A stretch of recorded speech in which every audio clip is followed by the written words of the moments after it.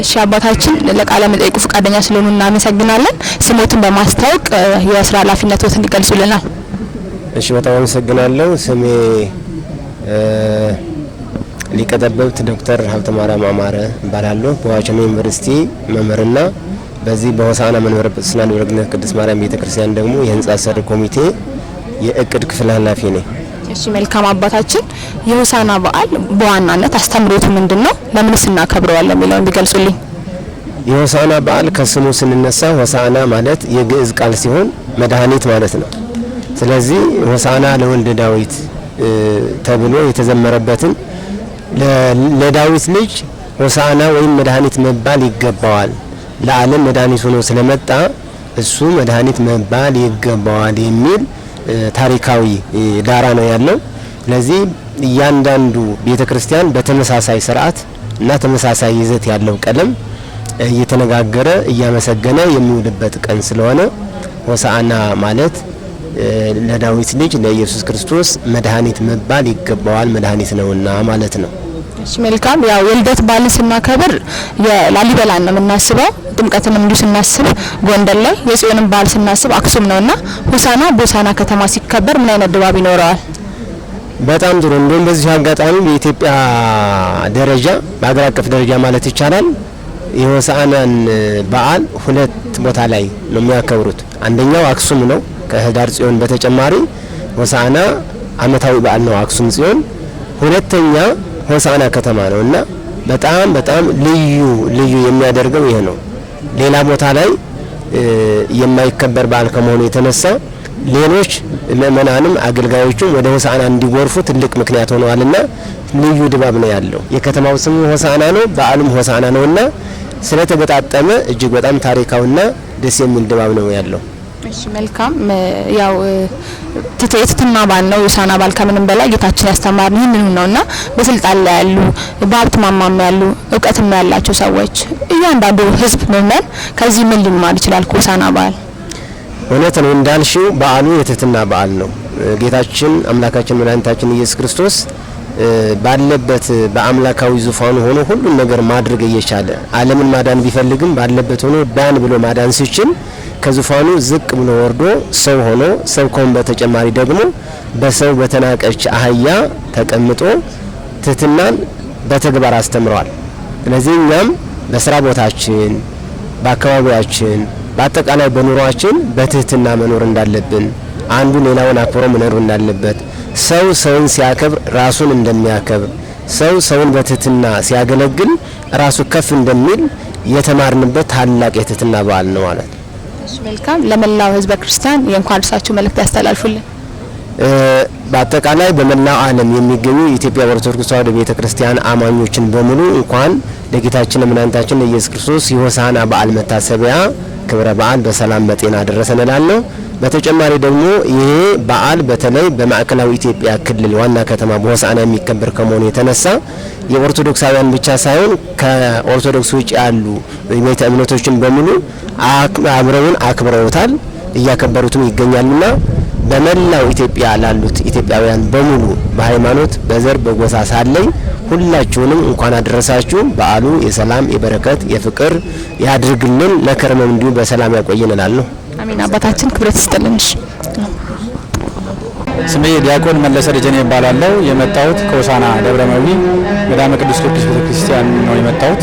በእውነት እንኳን 2017 የሆሳዕና በዓል አከባበር ሁላችንም መላው ኢትዮጵያ ሕዝብና መላው ክርስቲያኑን እንኳን በሰላም አደረሰን አደረሳችሁ ለማለት እወዳለሁ። እሺ መልካም።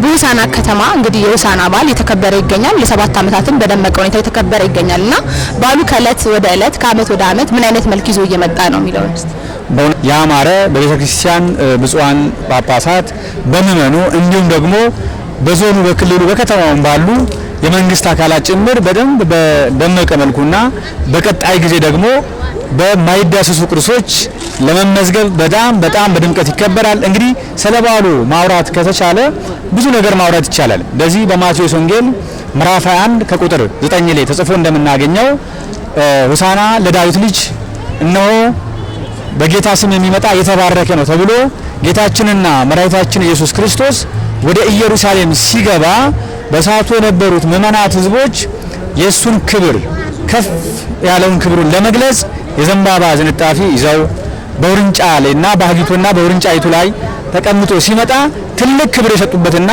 በዛን ዕለት ደግሞ ያችን የታሰረችውን አህያ ፈታችሁ አምጡልኝ ያለበት ዕለት አስተምሮን ግን ስንመለከት ለታሰርን በስጋ በዘረኝነት በሃይማኖት በልዩ ልዩ ለታሰርን ለኛ ለሰው ልጆች ለአዳም ልጆች በሙሉ የመፈታት ቀን የሆነበት ዕለት ነውና በእውነት ቤተክርስቲያናችን ከምታከብራቸው አባይትና በጣም ታላላቅ ባለ አንዱ በመሆኑ ይህን ደግሞ በመዲናችን በማዕከላዊ ኢትዮጵያ ክልል በሀዲያ ዞን በሆሳና ከተማ መቀመጫ የስሙ ስያሜ በሆነችው ከተማ ይህ መከበሩ ለሕዝባችን ለዞኑ ለአካባቢው አጠቃላይ ለመላው ማህበረሰብ ትልቅ ደስታ ነው። በጣም ደስ ብሎናል። ትልቅ ደስታም እንደሆነ በዛሬው በዓል አከባበር አይተናል ማለት ነው። እሺ መልካም። እንግዲህ ሆሳናን ስናነሳ የትህትና በዓል ነውና በተናቀች አህያ ውርንጭ ላይ ተቀምጦ ትህትናን፣ መፈቃቀርን፣ ሰላምን አስተምሮናልና በስልጣን ላይ ያሉ ሰዎች እንዲሁም በሀብት ማማ ላይ በእውቀትም ከፍ ያሉ ሰዎች ከዚህ ምን ሊማሩ ይችላሉ? በእውነት የሰው ልጅ ትህትናን ለመማር ከፈለገ የመጀመሪያው መጽሐፍ ሊሆን የሚችለው የመጀመሪያው አስተምሮ ሊሆን የሚችለው ይህ የሆሳና በዓል ነው። ሁሉን የፈጠረ ሁሉን ማድረግ የሚችል ሰማይንና ምድርን የገዛ ጌታችንና መድኃኒታችን ኢየሱስ ክርስቶስ ራሱን ዝቅ አድርጎ እንግዲህ አህያ ቤት ውስጥ ካሉ እንስሶች መካከል የተናቀች ነች።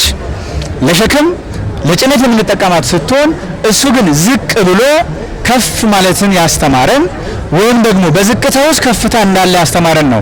ከዚህ ልንማር የምንገባው ጌታችንና መድኃኒታችን ኢየሱስ ክርስቶስ በዚህ ልክ አምላክ ሆኖ ትህትናን ካስተማረን የቤተ ክርስቲያን አባቶች፣ አስተማሪዎች፣ ምእመናን፣ የመንግስት ባለስልጣናት ደግሞ ዝቅ ብለን ህዝቡን ማገልገል እንዳለብን፣ ዝቅ ብለን ማህበረሰቡን መርዳት እንዳለብን፣ ዝቅ ማለት የከፍታ ጅማሬ እንደሆነ ልናስብ ይገባልና በእውነት ይህን የመሰለ ትህትና ከጌታችን የተማርንበት በዓል በመሆኑ ልዩ የሚያደርገው የትህትና በዓልም ጭምር ስለሆነ እኛም ደግሞ በትህትና ወንበር ላይ ቁጭ ያልን ፍርድ ሳናጓድል ዳን ሳንበድል በእምነታችን ጸንተን በወንበራችን ላይ መልካም ነገር እንድናደርግ ትህትናን የተማርንበት በዓል ነው ማለት ነው።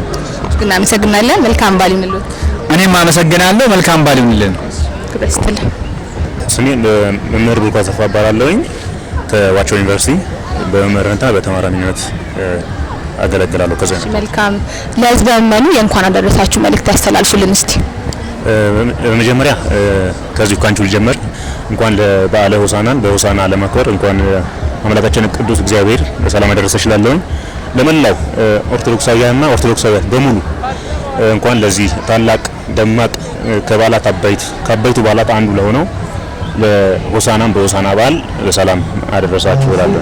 መልካም። እንግዲህ ሆሳናም በሆሳና ከተማ ለሰባተኛ ጊዜ የተከበረ ነው የሚገኘውና ትላላቅ አባቶች ተገኝተዋል። የቤተክርስቲያናችን ሊቃነ ጳጳሳት እንዲሁ በርካታ የክልሉን ጨምሮ የዞኑም የከተማው ከፍተኛ ባለስልጣኖች ባሉበት ህዝበ ምእመኑም ከመላው ኢትዮጵያ ተሰባስቦ የተከበረ ይገኛልና የሆሳና በዓል በሆሳና ሲከበር ምን አይነት ድባብ አለ ብለው ይገልጻሉ?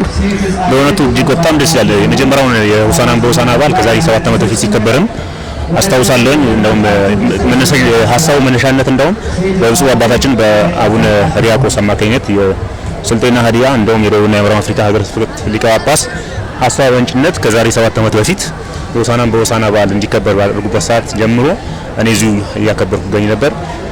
ከ7 ዓመት በኋላም እንደውም ከየዓመቱ ድምቀቱ የህዝቡ የምእመኑን ብዛት የበዓሉም ድምቀት በተለይ ደግሞ የዘንድሮን ለየት የሚያደርገው ብዙሃን አበው ሊቃነ ጳጳሳት ብዙሃን አባቶቻችን በተገኙበት እንዲሁም የክልሉ ታላላቅ በኃላፊነት መደብ ላይ የሚሰሩ ባለስልጣናት፣ ግለሰቦች፣ የሆሳና ከተማ ከንቲባ በተገኙበት በደማቅ እና የነዚህ መገኘት በዓሉን በጣም ልዩ ያደርገዋል። ልንማር የምንችለው ጌታችን አምላካችን መድኃኒታችን ኢየሱስ ክርስቶስ የዓለማት ገዢ የዓለማት ፈጣሪ ፈጥሮ የሚገዛ አምላክ ሆኖ ሳለ እጅግ በተዋረደች ሰው ሁሉ በሚንቃት በአህያይቱ ውርንጫላ ላይ መቀመጡ ትህትናን ያሳያል።